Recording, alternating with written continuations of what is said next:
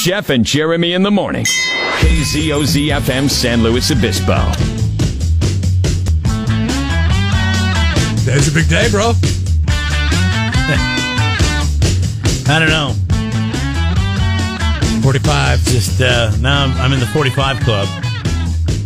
Jeez. I forgot it was my birthday. How can you forget your birthday? Nobody told me yet. I haven't seen anybody but you. You benefit a little bit from this year's birthday, right? I mean, it's falls in Thanksgiving week, but it's not on Thanksgiving Day, which is nice. Is there ever a time... It's better when it's on Thanksgiving. So because when it's on Thanksgiving, everybody that comes to Thanksgiving brings you something. 1 in 7 birthdays. Today I'll be forgot about. Yes, you will. Because my wife, on their travel plans. My wife will have a card for me when I get home. Is it ever fall in the week that's not happening in Thanksgiving? Like Thanksgiving's not happening. Does that ever happen? Oh, sure, yeah. So, like, whereas the 23rd of November, sometimes Thanksgiving happens on the 23rd of November, but if you go back some years, is there a week where Thanksgiving happened but your birthday happened in a different week altogether? Yeah, I think it was last year. Let's see here. That's tight. Let's see, yeah. Thanksgiving was on the 28th last year, wasn't it? Is it the third Thursday? Never mind, it was the 21st. It was the 21st, and my birthday was on Saturday. So it was right after Thanksgiving. And so there's still Thanksgiving stuff going on. See, that's the problem with it. Like, people, every once in a while, everybody's like traveling on that day, you know? Like, God forbid it happens on the Sunday after Thanksgiving, which I'm sure it happens sometimes.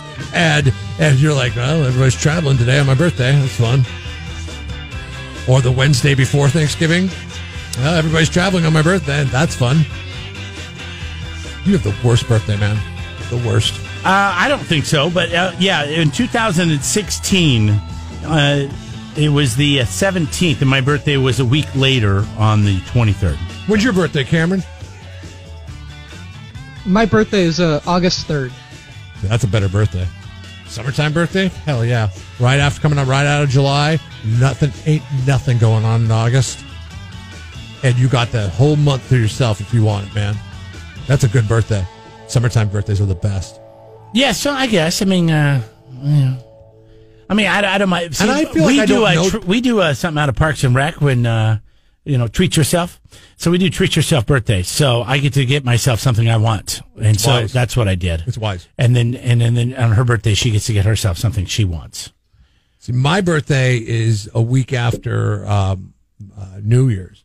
And it's always like I'm exhausted by the time my birthday comes around. Yeah, you're an afterthought because of Christmas. I don't want to do a damn thing for my birthday. Yeah. I don't want, I just want to rest, you know. I mean, it's a toll.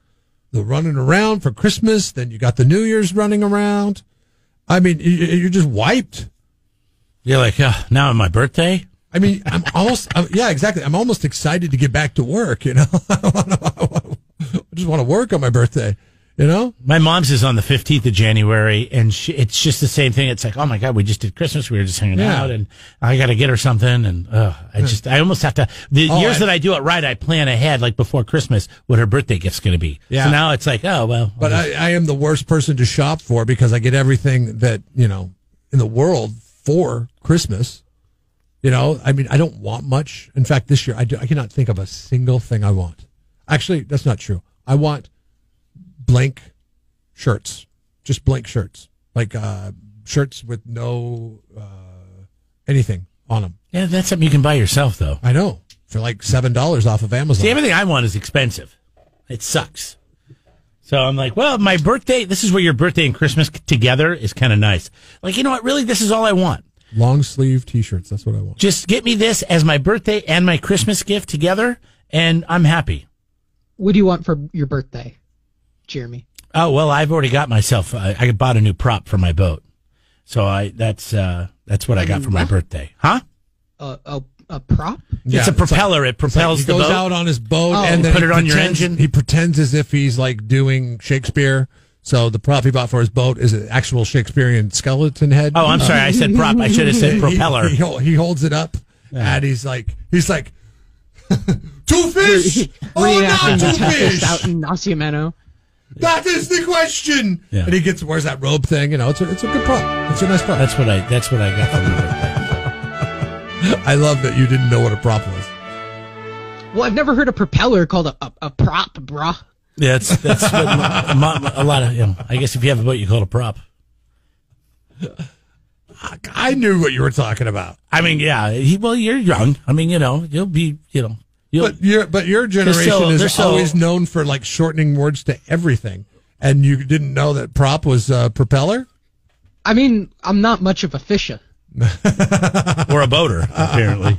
Or a boater. You don't even have to be a fisher, which is a made-up word, to be a boater, which is a real word. What is a fisher? Man who fish. That's a fisherman. But in his, young state in life, they shorten everything to fisher. Instead of saying fisherman, fisherman. Well, I mean, isn't it more politically correct to just refer to them as the fishers now? Because I'm sure there are females that fish, and if I'm a female, I don't want to be known as a fisherman. Yeah. So why not just go with fisher? And it covers fisher everything. Woman. But a fisher is an animal, so that's probably it's a bird, right? No, it's like a varmint. It's like it looks like a cute version of a possum / raccoon / dog. Oh, I was thinking of the kingfisher. The kingfisher is a bird. Huh, I didn't even know the fisher was a real animal. What is it? It is a member of the mustelid family and is in the monospecific genus of Picanha. It's closely related to, but larger than the American marten. All animals I've not heard of, but they are sometimes referred to as the fisher cat. They live in areas like the Pacific Northwest. The one on Wikipedia is Mount Rainier. They showed it. It's at Mount Rainier. A little fisher hanging out underneath a fisher cat, even though it's not a cat. Fisher is hanging out underneath a log.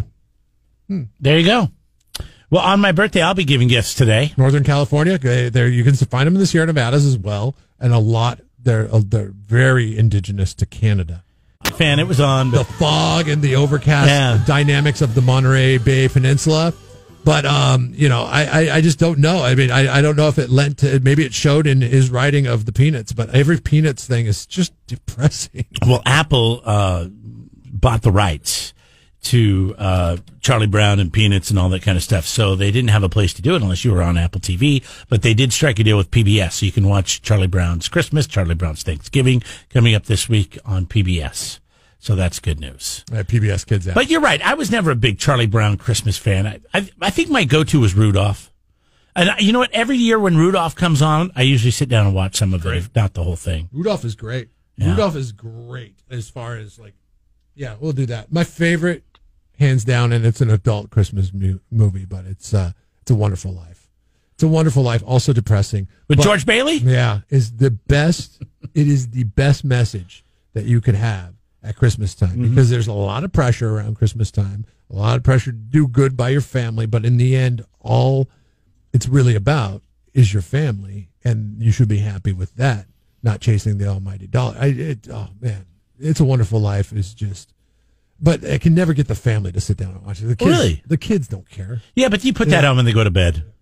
And really, A Wonderful Life, that came out before Scrooge, right? Because the old man banker, whatever his name was, he wasn't a banker, he was just a profiter, Were you talking businessman. about Scrooged with Bill Murray? No, just Ebenezer Scrooge. I don't think so. Was it based on the George Bailey's nemesis, the old man? I don't think A Christmas Carol. Is it A Christmas Carol? Yeah, Christmas Carol. I think that came out before. Actually, you know what? I think you're right, because I did watch that for the first time last year. It's in black and white, and it looks really, really old. And it's actually a really good movie. What, A Christmas Carol? Yeah, we watched a lot of them. The original, the original. Well, the original was a book. And the movie, the original movie. It was published in 1843. Okay, so it didn't come out before. Okay. No, because A Wonderful Life was straight to, it was a movie. It was a movie. What was the old guy's name that wanted to take over the town in It's a Wonderful Life? Do you remember? I don't. They just called him by his last name. Mm-hmm. But whatever, that's a good one. For me, I don't. Cameron, do you have go-to Christmas? Before Jeff and I are so similar because we're the same age. The SpongeBob Christmas special. God, I love having you on the show. I don't think I've ever watched more than 2 minutes of SpongeBob SquarePants. Okay, any others, or is that it? I'm not a big Christmas movie guy. Really? What about Lampoons? What about Christmas Vacation? Chevy Chase? No? I like it, but it's not, like, in terms of the National Lampoon movies, that's not really, like, what I jump to. Okay, what about... Wait. What do you jump to? Well, apparently SpongeBob. Well, Animal House. Oh, really? See, Animal House is... I believe Animal House is vastly overrated. I get that. All the older Lampoon movies that, like, I'm just like... I just, like, everybody loves Animal House, and I was just like, I don't get. I actually like Van Wilder 1,000 times better than Animal House. Yeah, no. I like Van Wilder. That one's a good one. What's the one on the golf course? Caddyshack. Oh yeah. Yeah, Caddyshack. Caddyshack's great. That's not a Christmas. It is good, but I also think that is also overrated and underusage of. Oh God, what is the guy's name? The guy that makes all the sound effects on Police Academy movies. Oh yeah, I forget. Michael Winslow. They underusage of him because Michael Winslow is in Caddyshack, but he's the guy that jumps out of the fishing boat when Rodney Dangerfield's yacht runs it over. And that's his only role. And I'm like, wait a minute, that's Michael Winslow. You had him on the staff. You couldn't have him make some noises with his mouth? Come on, that's great stuff. You could have done all the ADR for the boat exploding. Yeah, he could have done all that. And all you did was use him to be guy fishing in boat that gets ran over and jumps out of the boat. That's it. That's the underusage of Michael Winslow's talents. Michael Winslow is a talent machine. Literally a sound effects machine. Love the Police Academies with Michael Winslow. God, so good. I wonder if my kid, well, I can't. It's a little, the subject matter of Police Academy is a little. I don't think I've ever actually seen a Police Academy. I haven't. What? I mean, I saw when I was a kid, I saw probably one of them. First naked scene I've ever seen in a movie. Oh, is that right? Police Academy, yeah. I couldn't even tell you what the first naked scene I saw was. How does that not stand out? But, I mean, Pretty Woman was close. But there's nudity in No, but in the beginning, it's not even Julia Roberts. It's a double, but stunt double, but she's got a thong on. In bed. Remember when she rolls over? That's not nudity, though. No. Well, it is. It's not. To a 13-year-old boy. No. Somebody in underwear. I mean, yeah, but women didn't wear thongs back then. How do you know? Only prostitutes did. So my mom told me. You don't, no Christmas Story for you? The Red Ryder BB gun? Little Ralphie? I like that one. It's a good one. Home Alone. No? Home Alone. Oh, Home Alone. I watched all the Home Alones last year. See, last year was great because I was at my parents' house for like almost 2 weeks, and they're so boring that we just sat around and watched Christmas movies the whole time. So I kind of got caught up. Home Alone is solid. The original. Yeah. I like the ones where they go into the Home Alone franchise did you get? Did you just watch the first like 2, or did you make it to Home Alone 5? I can justify watching Home Alone 2. It's pretty good. Yeah, which one's 2? Is that where they go to New York? Yeah, they go to New York and they forget him. I think Home Alone 2 is a good extension of the story. And the third one, I think they just put another kid in, right? I think, did they change on 3 or 4? Oh, did they go 4 on Home Alone? See, I don't even know. Dude, there's like 5. There's no way. Yeah, Home Alone 2 Lost in New York, Home Alone 3, Home Alone Taking Back the House, Home Alone The Holiday Heist, and there's a short film, Home Alone, again with the Google Assistant. Okay, but Home Alone 3, they did put another kid in. Poor John Hughes, he was just like, I don't want to make another one. And they're like, no, you have to because Home Alone is such a profitable franchise. It was like Back to the Future. They made way too many Back to the Futures. Wait, okay, hold on a second. Scarlett Johansson, then they did Into the probably Future. as a child, was in Home Alone 3. Scarlett Johansson. That's interesting. Who else was in Home Alone 3? That's it. Scarlett Johansson, the biggest star in Home Alone 3. Even more so than the kid. Scarlett Johansson's big breakout hit, Home Alone 3.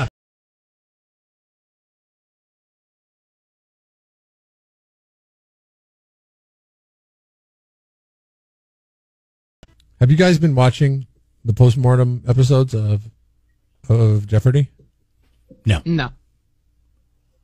Why? I don't have cable. Okay. Pretty good reason, huh? Good reason. Do you have an antenna? You don't have an antenna? I mean, I do, but it's terrible. What time is Jeopardy on? 7 or 7:30, something like that? Yeah. I don't know what I'm usually watching something else. I've been watching a lot of Netflix stuff. Jeopardy's one of those things that it just happens to be nothing else on, and it's on, and I'll stop, and I'll say, "Oh, what are they talking? What's the categories tonight?" Okay. I like to put it on before I go to sleep. Jeopardy? Yeah, like it's on Netflix, and I think some of it's also on Hulu. So I'll just put it on, and then I can like fall asleep to it. To knowledge. Yeah. Not a bad, because, hopefully you retain some of it, as you're falling asleep, and then you have fun facts to wow people with. So he taped shows until about 10 days before he passed away, and these are the episodes that are running right now. They're going to run through Christmas Day. What happens? These syndication deals are huge. We should ask our friends over at KSBY, I guess. They run it in the middle of the day. What happens when, but they just got to run reruns for a while with Alex Trebek after the new ones are done running through Christmas Day, and figure out when a good time to put a new host in is? I mean, I don't know what you do. I mean, it's tough. It's a show that is wild. Well, you definitely need to take some time away from it. So the season is going to end on Christmas Day. How much time, though? And then I would say they don't bring it back till next season. Next season? What is the season of Jeopardy, though? Is that the fall? So we're going to do reruns? Probably the spring. Reruns of Alex Trebek? They'll probably do something new in the spring. It's weird. God, what is her name? Marie from Everybody Loves Raymond. Yeah, she's passed away, right? Yeah, she passed away years ago. And they still run a PSA that she does for, I forget what it is. And it's usually on like early in the morning because that's when PSAs tend to run usually. And it's like during the Today show, like the early Today, where it's just anchor sitting at a desk giving you the stories that were rehashed from last night. And they run this PSA with Marie in it. And I'm like, oh, gosh. It's like she's been dead for 6 years now. Well, they still run the TV show. Yes, but that's different because that's reruns. This is a PSA telling you to act and give your money to charity. That's weird. Like you couldn't, like, when is a good time to maybe replace her with somebody else for the same charity? Yeah. Oh. Maybe they think that people will feel like they need to give more because she's died and they feel bad. And they're like, oh, I should give to this Doris charity. Roberts is her name. Doris Roberts. Yeah. What else was she on? She was on a bunch of shows. I mean, she's been around for a long time. She hadn't been on stuff for really she was one a of the long time until Raymond came around. One of the grandmas in Christmas Vacation. Oh, that's right, yeah. Because whenever we watch it every year, my kids are like, hey, it's Raymond's mom.